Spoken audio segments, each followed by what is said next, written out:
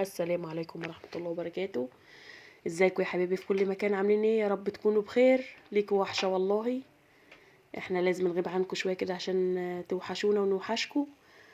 آه زي ما انتوا شايفين معانا النهاردة هنعمل مع بعض مكرونة بشاميل ورز بسمتي. طريقة سهلة وبسيطة وهتعجبكم ان شاء الله. واي حد مش بيعرف يعملها بكل سهولة. زي ما انتوا شايفين معانا قطعنا البصل قطع صغيرة اهي، زي ما انتوا شايفين اي قطعة صغيرة كبيرة اللي انتوا عايزينها. ونزلنا عليها بمعلقتين سمنة وشوية زيت بسيطة كده اهو زي ما انتوا شايفين.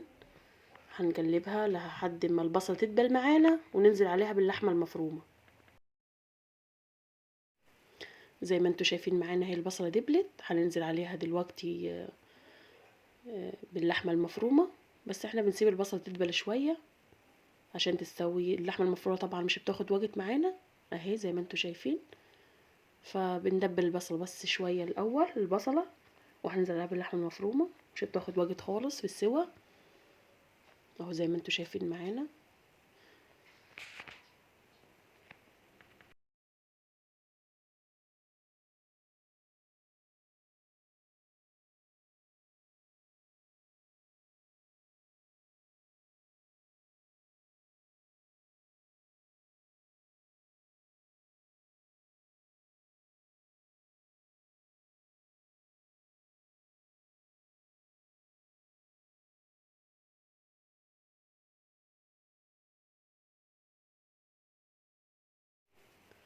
زي ما انتوا شايفين معانا اهو احنا قلبناها كويس في البصلة.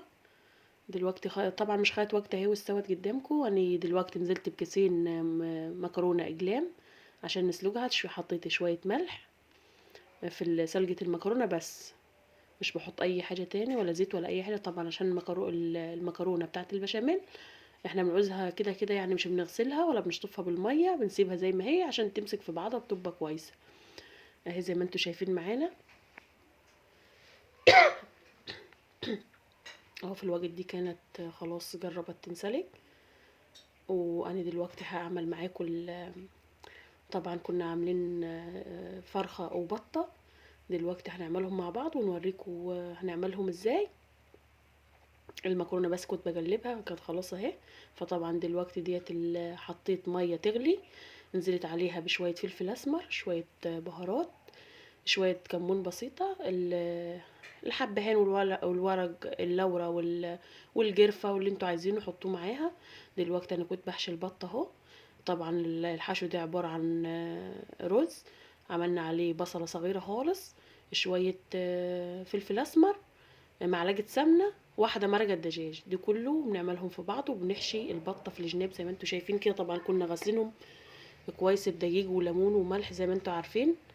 طبعا النظافة ديت انتوا عارفينها طبعا مش هقولكوا عليها عشان مش يبقى الحاجة زفرة. لازم تغسلوها كويس بالليمون والخل والملح والدقيق او زي ما انتوا شايفين. طبعا الفراخ ديت اللي احنا كنا مربينها مش اشتريناها من بره، احنا كنا مربينها في البيت. طبعا انت عارفة مضمونها مش واخدة دواء ولا واخدة حاجة اهي زي ما انتوا شايفين معانا. اهي البطة ديت حماتي اللي مديها لي هي. وطبعا عملنا عليها فرخة اهي. هنحشيهم مع بعض اهو زي ما انتوا شايفين. طبعا الفراخ البيضة مش بتعوز رز كتير، انا يا دوب حطيت في الجناب كده زي ما انتوا شايفين وشويه صغار خالص عشان تستوي فيها، ما بتكتري فيها الرز الحشو. طبعا مش بتستوي وبتبقى نية وكده، انما لما بتجللي فيها لو نفسك يعني تحشيها بتبقى حاجه بسيطه كده في الجناب والوسط شويه صغار كده. وهي بنوريكها زي ما انتم عارفين معانا اهو. وهننزل بيها في الميه اللي احنا حطينا فيها البهارات اهي زي ما انتوا شايفين. طبعا انتوا شايفينها دلوقتي الميه بس هتقول الميه غامقه ولا انتوا مكتره الفلفل الاسمر، لا مش كتير. طبعا اما تغلي معانا آه، ما تغلي معانا انت هتلاقوها دلوقتي لونها فاتح خالص وكانت جميله جدا. فدلوقتي اهي انا بوريكم اللحمه المفرومه والحاجات دي مش كنت حاطط عليها البهارات بتاعتها. في الوجه ده انا كنت حاطه عليها شويه فلفل اسمر، شويه بهارات، واحده مرقه دجاج اهي زي ما انتوا شايفين معانا. والمكرونه كانت خلاص انسلقت خالص اهي. طبعا كله كده نعمله مع بعض العيون. كل حاجة في عين مش بتاخد وقت وبسرعة بنخلص. احنا دلوقتي هننزل بالبطة اهو. اهو عملناها بخلة كده، قفلنا بطنها كده. وهننزل دلوقتي هنقطع بصلتين عليها. انا حاطه كل حاجه في انا حاطه فيها الفلفل الاسمر والبهارات وكل حاجه. هقطع فيها بس بصلتين وهحط فيها حبايه طماطم، هشرخها بكده وهحطها فيها زي ما هي. وهنزل عليهم بس بمعلقه ملح بعد البصل. وخلاص على كده هتغلي معانا على البطة والفرخة. وهنوطي عليها خالص علشان الفرخة البيضة تستوي الرز اللي فيها. وطبعا هي كان حجمها كبير تبقى تستوي من جوه ومش يبقى فيها، عشان مش هتخافي منها يعني يكون فيها دم ولا حاجة وطلعها قبل ما تستوي. لازم تهدي النار عليها، طبعا لو عليتي خالص هتنهري منكي وهيبقى فيها دم من جوه ومش هتستوي خالص. اي حاجه عايزاها تستوي لازم على الهادي. طبعا الاكل يا جماعه لما بنهدي عليه بيبقى تحفه ويبقى ريحته حلوه غير ما تعلي. الطيور اللي زي كده اللحمه الحاجات دي بتحب النار الهاديه، بتبقى طعمها احسن طبعا، بتبقى حلوه خالص. وطبعا اكيد كلكم عارفين يعني. وهو نزلنا بمعلقه الملح. اللحمه طبعا الملح مش بنحطه في الاول، انما الطيور عادي بتحطيها اهو زي ما انتم شايفين معانا. ودلوقتي هنغطي عليها اهو. دلوقتي هنعمل بشاميل مع بعض. احنا حطينا معلقتين سمنة وشوية زيت.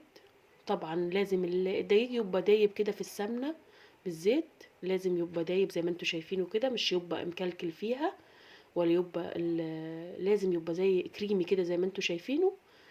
عشان البشاميل تطلع معاكي حلوة وكويسة وصح، لازم زي ما انتوا شايفينها كده معانا يبقى الخليط كريمي كده زي ما انتوا شايفينه. وسهلة جدا والله. اللي مش بيعرف يعملها مرة في مرة هيتعلمها. وطبعا لو معاكي مضرب هيبقى احسن من اللي انا ماسكاها دي معلقة. بيبقى احسن، بس للاسف كان المضرب حدايا بايظ ومش عرفت اعمل بيه. فدلوقتي اهوت المضرب طبعا بيبقى افضل ومش بيبقى فيها كلاكيل. بس طبعا انت بتحطي آه، الدقيق وكده، لما تيجي تحط عليها اللبن بتهدي خالص خالص او ممكن تطفي لحد ما تقلبيه خالص، ومش هيبقى ان شاء الله فيها كلاكيل ولا اي حاجه. ومره في مره بتتعلمي وبتبقى كويسه. اللي انا حطيت مرقه دجاج، شويه فلفل اسمر اهو زي ما انتم شايفين، وشويه كمون. حاجات بسيطه يعني بنحطها. وطبعا لما ريحه الدقيق تطلع كده لازم مش تحطي الدقيق وتحطي اللبن او الشوربه كده على طول، لازم تسيبيه شويه اما ريحه الدقيق تطلع. دي النتيجة بتبقى افضل وبتبقى تحفة خالص وطعمها كويس والله. جربوها وان شاء الله مش هتندموا. دلوقتي اللبن دي انا كنت غلياه اللبن دي قبلها وكنت حطاه طبعا في الفريزر اهو زي ما انتم شايفين. فانا كنت منزلاه تحس ان فيه ريحة تلج لسه. انا حطيته وفك معانا اهو. وهتهدي لما البشاميل تتقل معانا. انا بحبها زي ما انا قلت لكم قبل كده، بحب احط عليها شويه شوربه بسيطه يعني طبق كده مش كتير ولا حاجه على اللبن. بتديها طعم جميل خالص. جربوها بتبقى تحفه والله. وبتبقى المكرونه البشاميل طريه خالص، والبشاميل فيها بتبقى طعمها تحفه لما بتحطوا طبق الشوربه دي مع اللبن اهي زي ما انتم شايفين. دي القوام بتاعها هو كده، خد القوام المظبوط. انت بتسيبيها وبتتقل شويه وبرضو وانت بعد ما تنزليها من على النار بتلاقيها تجلت شويه. دلوقتي الفراخه هي انا كنت بشوفها وحطيت فيها السكينه في الحته اللي انتوا شفتوها دي، لقيتها لو طلعت معاكم شوربه صافيه تبقى استوت، لو طلعت فيها دم يبقى لسه مش استوت من جوه. ففي الوقت ده انا سيبتها شويه و... وانتوا زي ما انتوا شايفين اهو البشاميل بوريهولكوا. دي القوام المظبوط زي ما انتوا شايفين. وايه هنعملها في الصينيه دلوقتي. بتحطي مقدار معلقه زيت او سمنه اللي انتوا عايزينه في الصينيه اهو زي ما انتوا شايفين. طبعا معلقتين بشاميل في قعر الصينيه زي ما انتوا شايفين اهو. بتخليها تبقى مسكه وبتبقى طعمها تحفه. وبتيجي تعمليها بتطلع القطعه زي ما هي، مش بتبقى مهريه ولا اي حاجه اهو. بننزل بمقدار منها في الصينيه من تحت اهو زي ما انتوا شايفين معانا كانت البشاميل بتاعتها تحفة والله، كان طعمها خرافة. يجربوها بالطريقة دي، سهلة جدا. اللي مش عمره عملها او عايز يتعلمها، الطريقة دي مش صعبة خالص خالص، اي حد يعرف يعملها، ومكونات سهلة وبسيطة، واي حد يقدر يجيبها ويعملها. واهو نزلنا باللحمة المفرومة اهو، هنفردها في الصينية. انا المرة دي مش حاطط لها بيض ولا حاطط لها جبنة ولا حاطط لها اي حاجة، عملتها كده خفيفة، مش كترت فيها، كفاية السمنة والحاجات اللي فيها. مش حطيت اي حاجة على وشها ولا في جانبها ولا جبنة ولا اي حاجة. طبعا لازم نتصرف، يعني مش فيه خلاص نجف، لا لازم نتصرف. وطبعا هي اصلا الحاجات اللي فيها اللبن طبعا دسم وكده، وبياخد لون برضو حتى لو مش فيه بيض مش فيه جبنة موتزاريلا، بتبقى تحفة خالص وهتعجبكم ان شاء الله. فهو زي ما انتم شايفين معانا، هننزل بالمقدار التاني عليها. بعد ما فردنا اللحمة اهو، هننزل بالمقدار التاني عليها. طبعا انا بحب المكرونه البشاميل مش تبقى التخينه خالص، انا بحبها سمكها رفيع كده. فطبعا تبقى يعني اهي زي ما انتم شايفين، مش بخليها كتير اهو. جربوها كده وان شاء الله قولوا لي رايكم في التعليقات، يا رب تجربوها وتعجبكم باذن الله، ونبقى عند حسن ظنكم بينا. وان كنتوا وصلتوا معانا في الفيديو لحد هنا، مش تنسونا في الاشتراك. واحنا والله مش وصلنا لل600 الا بفضلكم، وانتوا وقفتوا جانبنا كتير، وان شاء الله مش هتسيبونا، وهنوصل ل1000 مشترك، كله بوقفتكم جانبنا. وربنا يجبر بخاطركم يا رب، ومش تنسونا في اللايك والاشتراك عشان نوصل ل1000 مشترك. زي ما انتوا شايفين اهو، هننزل بالبشاميل. البشاميل اللي هو تكريمي كان تحفة خالص خالص، واي حد يعرف يعمله بالطريقة اللي انا قلتلكوا عليها، وكانت تحفة والله، مش هتندموا تعملوها، وسهلة لأي حد مبتدئ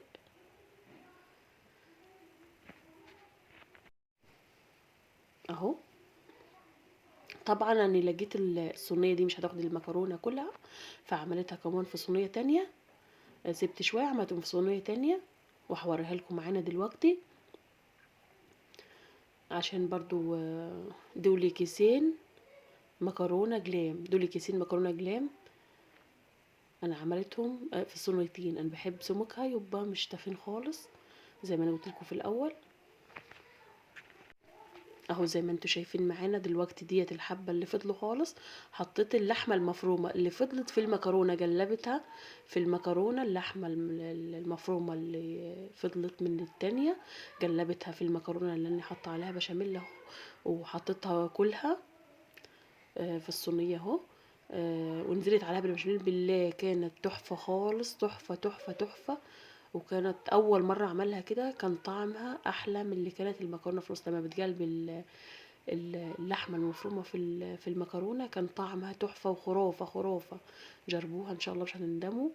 وانا جلبت عشان هي كانت شوية، مش كانت كتير يعني، فقلت مش هتكفى افردها كده، فاقلبها فيها عشان تبقى كلها شاربة من بعضها.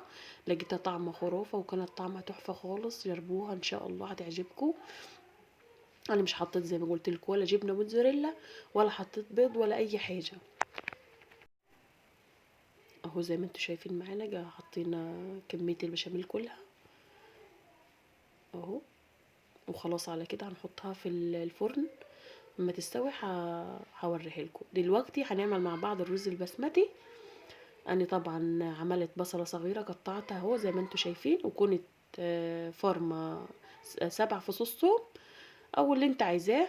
بتنزلي بالبصلة تدبليها شوية في سمنة في زيت اللي انت بتحبي تطبخي بيه، وبتنزلي عليه بالمعلقة الثوم.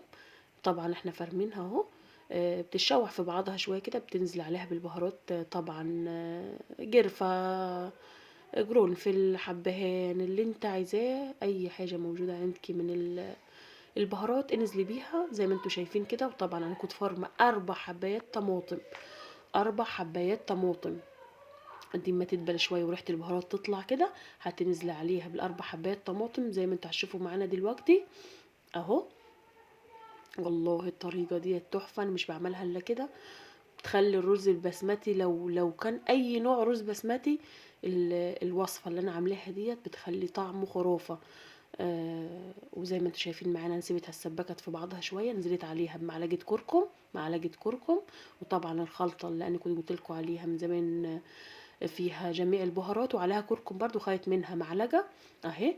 وحطيتها دي طبعا يعني كمون، على فلفل اسمر، على كزبره، على جميع البهارات كلها مطحونه المعلقه اللي انا خدتها ديت، دي جميع البهارات ومعاها كركم برضو. نزلت عليها على الصلصه اللي انا عملتها. انتوا دلوقتي هتقولوا اللي انا حاطه الطماطم دي هيخلي لونه احمر مش هيبقى كويس. والله يا جماعه جربوا الطريقه دي في الرز البسمتي، هتلاقوها تحفه خالص وهتعجبكم جدا جدا.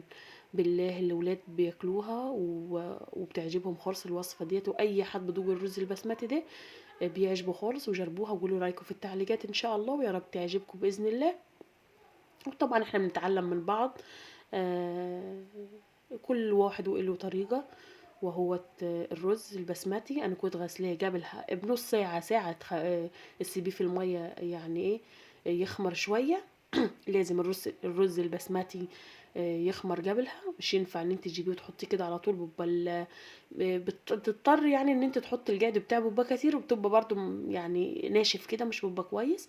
انما تسيبيه تغسليه غسلة حلوة، وتسيبيه نص ساعة، ساعة الا ربع كده يخمر في المية، بيبقى احسن. وطبعا الجهد بتاعه بيبقى العادي اهو زي ما انتوا شايفين معانا. هنحط الشوربة. طبعا انا خدت من الشوربة اللي انا عاملاها وهقلبها فيها.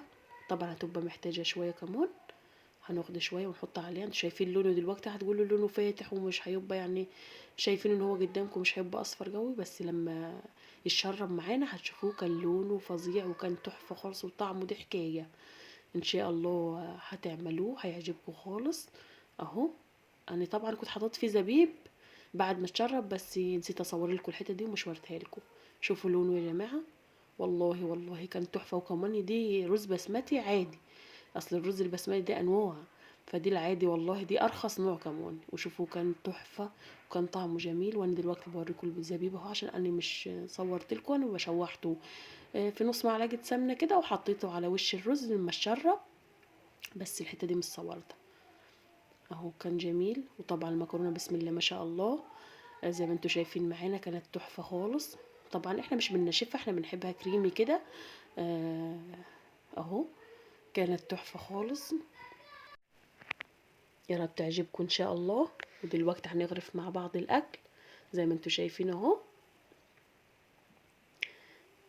بسم الله ما شاء الله، يا رب يكون عجبكم. مش تنسونا في الاشتراك واللايك عشان نوصل بيكم باذن الله ل1000 مشترك. ربنا يجبر بخاطركم يا رب، ومع الف سلامه.